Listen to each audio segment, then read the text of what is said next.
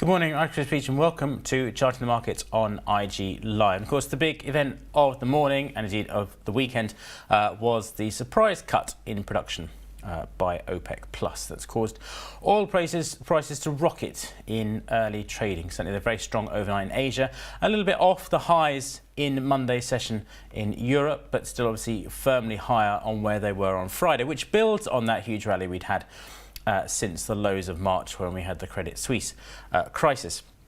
So that really is driving markets this morning. We've had some other data from Asia overnight, China, South Korea, Vietnam, all the data there not very positive, not very optimistic for the next 6 months or so. So you can see why I think that OPEC has decided to cut production, namely that they can still fear a recession in the global economy that will hit demand.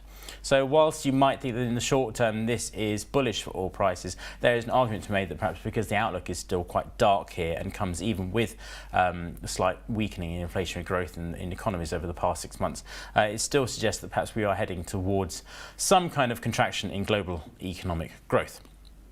But you wouldn't know that from stocks, which had a very strong end to Q1, storming into the close on Friday. US, European, and Asian markets all did very well in the last week of Q1, the last week of March, and have started the month on a reasonably strong note too, actually, despite the surge in oil prices, which you might start to think would cause inflation worries to push stocks down. We are looking at a reasonable set of gains across the board in equities this morning, and that comes despite perhaps some expectation that perhaps some of the rally would slow down as we enter, of course, this shortened week in Europe, the US, plenty of markets on holiday on Thursday and Friday, and of course you've got non-farm payrolls as well this week. So it is a slightly busier week, as if that wasn't enough. Looking beyond this week, next week you've got the start of US earnings season. So there are perhaps reasons for stocks to pause in the short term, but you wouldn't know that this morning so far, with a relatively strong performance for stock markets. And then looking at FX markets as well, you've got a bit of a dollar strength leading there, which has given dollar yen quite a bit of a boost, which we'll look at in a second, also weighing on euro dollar and on cable. But if we look at the FTSE, currently trading at 76.84, that's the highest level here in about 3 weeks, since the 13th of March, really, for this index. So clawing back steadily all the losses suffered during that banking crisis of March that came and went really so quickly. The index, as you can see, the price moving on back above the 100-day moving average for the first time now since the 13th of March. So a nice round trip here for the index. I think what's key is that really the bullish view, and this we could repeat it across all three indices we're going to look at this morning, is still intact.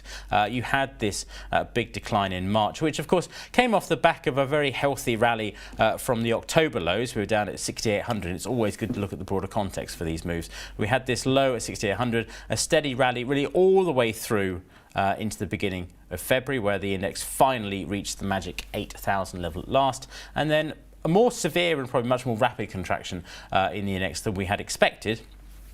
But nonetheless, just the kind of thing you'd expect to see in an uptrend. It moves rapidly higher and then gives back ground quite quickly, but has slowly clawed its way back in. This is the classic thing that markets do. Of course, they rise much more slowly than they fall. I think the much quoted stat is that markets tend to fall 3 times as fast as they rise, and that is borne out really here, that it took from the middle of October until the beginning of February for this rally, and then we lost about half of it in the space of about 2 or 3 weeks. So a very dramatic fall. But, as I say, moving back higher, buyers coming back in again. As you saw on the 24th of March, that long wick on that candle when we dipped below the 200-day moving average, the buyers came in to defend that. It then vaulted off the 200-day moving average, and it didn't look back all of last week, essentially. After a shaky start last Monday, the index just went for it, and we find ourselves back at its highest level in about 3 weeks. Really, the next ones to watch on the upside there becoming 77.50. That was an interesting area of support during the course of January, which enabled the index to make that last push to 8,000. So that's your first level to watch out for. And then beyond that, really 79.70 and onwards to, of course, 8,000 itself. This zone, the mid-February, late February highs that we saw around the 8,000 level for the FTSE 100. So a very solid performance there. And of course, just while we move on to the DAX, worth noting, of course, FTSE 100, BP and Shell, big weightings in that index, so undoubtedly helping the index on its way this morning. For the DAX as well, despite maybe concerns that inflation would reignite with this rise in oil prices, it is on the cusp of it's 1 year high. It's more than 1 year high, because if we just move on above 15,709, which is only about 70 points from where we are now, we will then find ourselves at the highest level here since February, or actually back into January really. Wednesday the 2nd of Feb, the highest level for that, which if we zoom in, we can see that there. This was January, February of 2022. So your high from the 2nd of Feb is 15,739, call it 15,740. So about 100 points higher from where we are, and we'll be above those levels. And that takes us back to the areas we've not seen since the beginning of 2022, since the last couple of weeks of January 2022. So a very impressive performance all round. And as I say, just as you've had that correction, less dramatic for the DAX here than it was for the FTSE 100, but a correction off the back of that impressive rally from the December lows, you're forming an uptrend, just what you want to see in that uptrend, namely those higher highs, one here and then one here, and then these higher lows. Almost more important really, I think, than the higher high in the uptrend is how the market behaves around its pullbacks, and that's what you had in December, was a pullback and stabilization, then rally.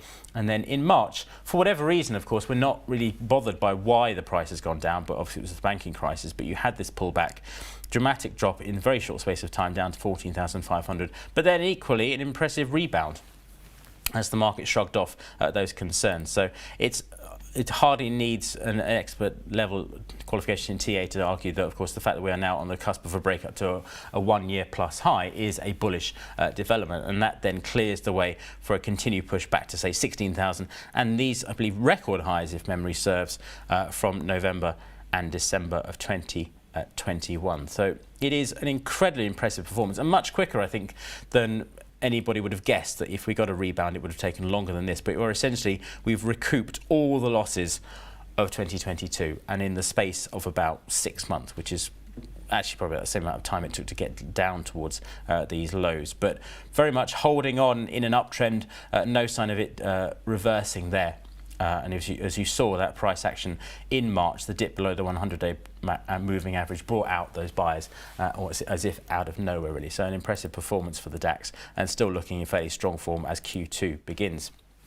US markets, of course, were the laggards of Q1, really not showing the same kind of enthusiasm for the rally, and took it quite hard in February, understandably, given the banking crisis. But even so here, signs of strength coming through once again. You do have really a higher low in this index as well in March, as you can see, just simply the fact that the lows in March held above the lows of December. So a big tick in the box there for the buyers.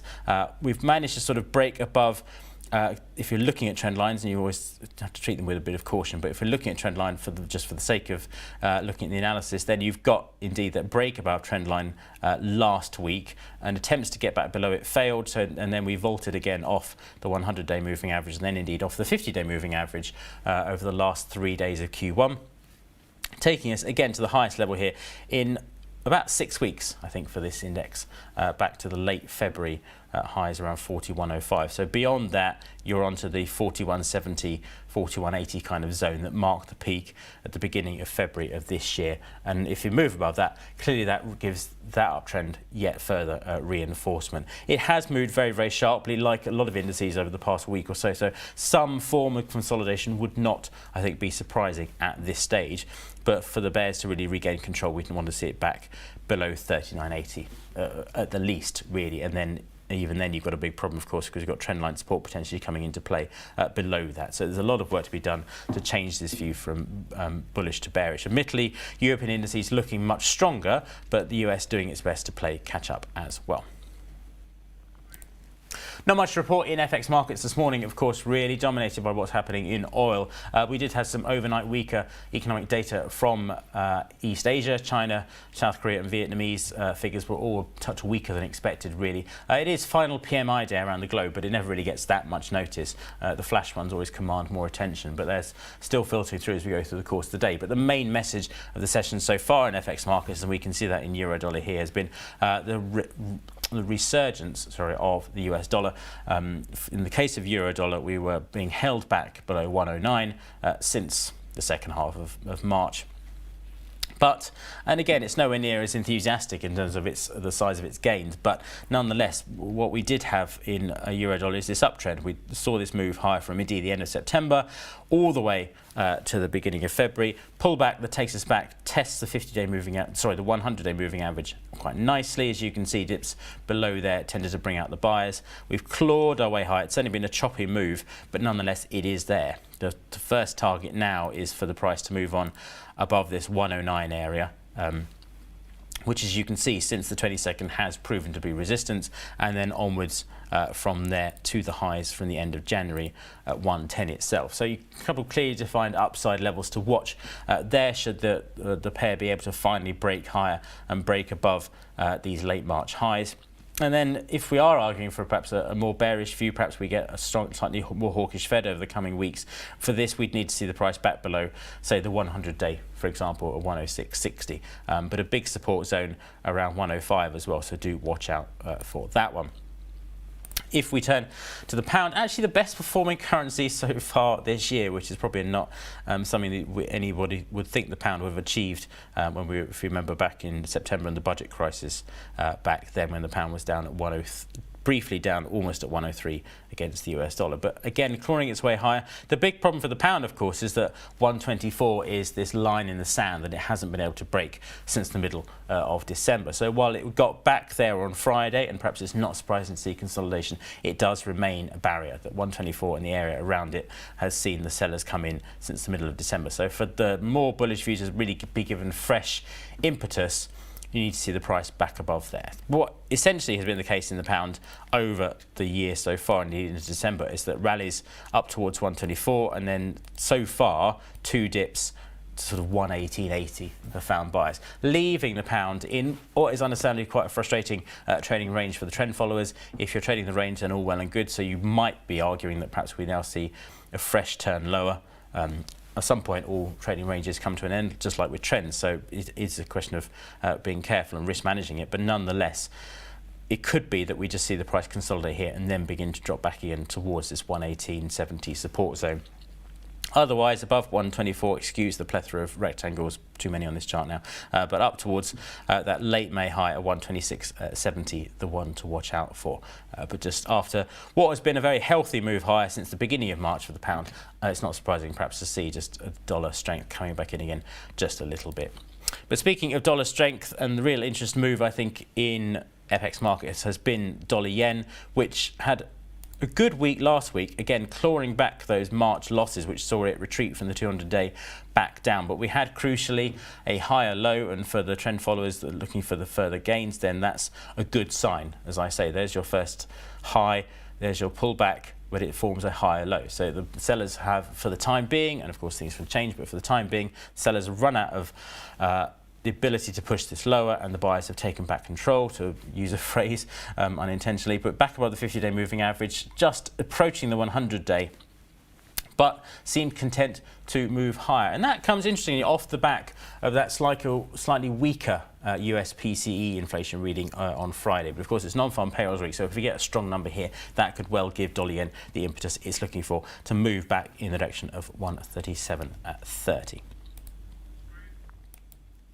And then finally, commodity markets, stronger dollar, just knocking gold back again from its recent highs, but still clinging on very well. So that's an interesting one to watch for. And of course, all the actions in crude oil. Let's briefly deal with gold, consolidating still, which is, of course, as I say, can be frustrating if you're looking for it to trend. It still is, though, very much in an uptrend. I think you could argue perhaps we've got some sort of triangle formation here that we could see it break out of. But firm rally higher. Sorry, that's tautology. From late October down at 1630. Quite a dramatic pullback in February, but again, back down to the 100-day, finally finding a floor around 1800, 1810, and then once to 2000. So again, ticking the box quite nicely for 2 higher highs and indeed a higher low. So all well and good on the bullish front. Not surprising just to see the price consolidate after that huge leap higher over the course of the past 2 weeks. Really, the banking crisis really doing wonders for the gold price, giving it reason to move higher. And even with the dollar looking a bit stronger, there's no real reason to be particularly, I think, bearish on current price action in gold. For that, we need to see a much bigger decline, probably back below 1850 at the least. But it's crude oil everyone wants to talk about, understandably, this morning.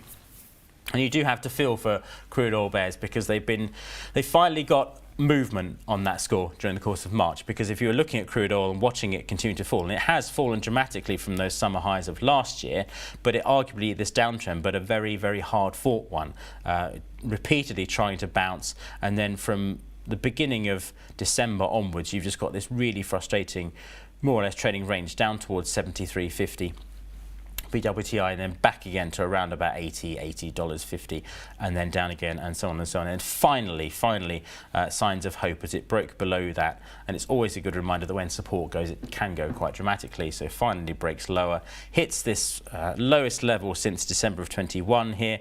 But then, as the banking crisis eases and risk appetite returns, understandably you've got a revival in crude oil. And then along comes OPEC over the weekend, surprise production cut. Unsurprisingly, crude oil has surged. We can debate, of course, the fundamentals about where it goes from here, but I think the key thing to note at the moment, of course, is that you might, if you're looking to buy crude oil, you might not want to chase it up here, given the size of the rally we've seen from the March lows, and then, of course, this big gap higher. This might get filled in the short term, so that's something to watch out for, that we don't get really a big move in either direction. We just get consolidation and filling the gap. But it's interesting, though, that even now, after this production cut, we're going to draw yet another rectangle, it really can't get back on above 81.50 in the short term. Of course, it's early days, but it's worth noting that as the initial sort of stumbling block here to further upside. And that's definitely the line in the sand we have to watch for. If you get above 81.80, above 82 really, and then above the 200-day, you can then make more of a case for saying crude oil's recovery is more certain. Notably, Goldman Sachs upgraded their price targets on oil for the end of the year overnight. So that's one thing to monitor. And then if you're looking to sell it, even now after the impressive rebound, for that, of course, don't assume that because it's going to fill this gap it will then continue to fall, but that's a potential development, obviously. But that really, you need to argue, perhaps back below the 50-day moving average would be a good sign that maybe we are back to the downside once again. But certainly, whatever you're doing in crude oil, don't forget the risk management is key here. It could remain volatile, and that could really put some pressure on the price and see some dramatic swings in either direction. So do be prepared for that if you are trading crude oil. So for the rest of the day, it will really just be about crude oil, I should think, and further comment on where we go from here in terms of oil prices. We do get the US ISM manufacturing PMI at 3 p.m, so just a bit more economic data to watch out for in what is a busy week, of course, with non-farm payrolls on Friday. But that's it for me. Thank you for joining us. We will see you tomorrow at 10:30.